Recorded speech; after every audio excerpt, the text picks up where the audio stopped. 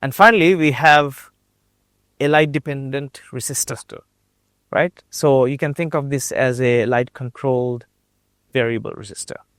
Now here you have some ceramic material, but then it's coated with a photoconductive material, and then you have this meander type structure on top. Why do you think there's a meander type structure here? Why not a straight line? You want more resistance, maybe. No. What is this light sensitive resistor? Yes. So you have two electrodes separated by this meander structure. Now What is the structure made of? structure is made of a photoconductive material. So why can't you just separate the electrodes with a straight line? Why do you have to go like this to separate the electrodes? I do. It increases the surface area. Okay. The light can.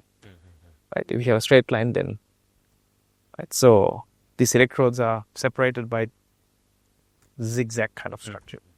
And the idea is the same again. This resistor has a very high resistance initially, probably in the mega ohm range, right? So in the dark current, these electrons are very tightly bound.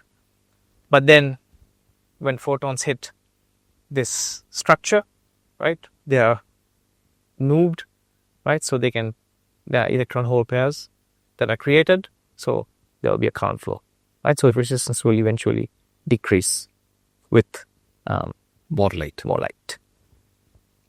which is what you see here, right? So here's resistance. So this is dark daylight sunlight. This is kind of resistor is perfect if you want to control, let's say, the lighting of street lights, something simple like that.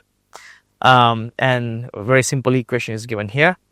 This is the resistance, and this is the dark resistance, and the light intensity at surface of the LDR in lux, and B is a constant, depends on the material, right? So it depends on how you coat this material. So intrinsic photoresistors and extrinsic photoresistors, basically, you are, so here you have free electrons. Yeah. So basically what you're doing is, in an extrinsic photoresistor, you are reducing the energy that you need to move from that covalent bond to that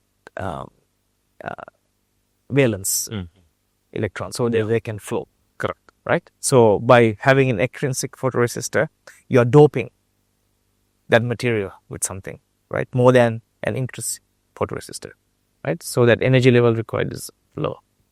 Just that's all. Again, different. As I said, automatic street lights, right? You detect the ambient light and trigger street lights to turn on during the day, and during the darkness, and off during the days. Light meters and cameras, environmental monitoring, solar powers to optimize solar panels angles by tracking sunlight intensity, security systems, and robotics, right? Because they are quite small.